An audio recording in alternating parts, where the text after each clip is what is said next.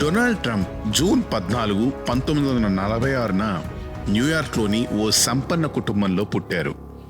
Trump తండ్రి Fred విజయవంతమైన real estate వ్యాపారి. న్యూయార్క్తో పాటు అమెరికాలోని వివిధ నగరాల్లో ట్రంప్ కుటుంబానికి చాలా అపార్ట్మెంట్లు, ఆస్తులు ఉన్న ట్రంప్ జీవితం ఏమాత్రం సాఫీగా సాగలేదు. ఆయన కుటుంబానికి ఉన్న డబ్బే ట్రంప్కు స్కూల్లో శాపంగా మారింది. ట్రంప్ను చాలామంది వేరుగా చూసేవారు. అందరిలో ఒకడిలా ట్రంప్ని ఉండనివ్వలేదు. ఇదే ఆయన్ను స్కూల్లో క్రమశిక్షణ తప్పేలా చేసింది.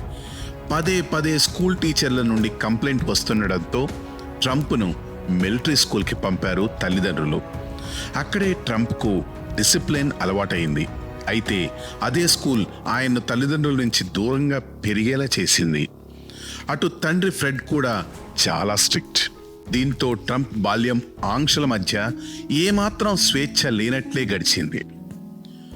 చదువులు పూర్తి చేసిన తర్వాత ట్రంప్ తన తండ్రిలాగే రియల్ ఎస్టేట్ వ్యాపారంలోకి వెళ్ళారు.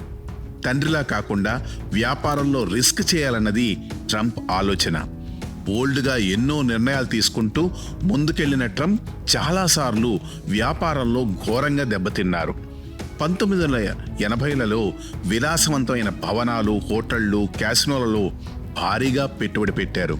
అయితే 1990 ప్రారంభంలో అమెరికాను చుట్టేసిన మాంద్యం ట్రంప్కు నష్టాలను తెచ్చిపెట్టింది. భారీ అప్పులు ఆయన నెత్తి మీద వచ్చి పడ్డాయి. కొన్నాళ్ల పాటు దివాలా అంచు వరకు ఉన్న ట్రంప్ 2000 సంవత్సరం తర్వాత కోలుకున్నారు. నాడు రియాలిటీ టీవీ షోలలో కనిపించి మెరిశారు.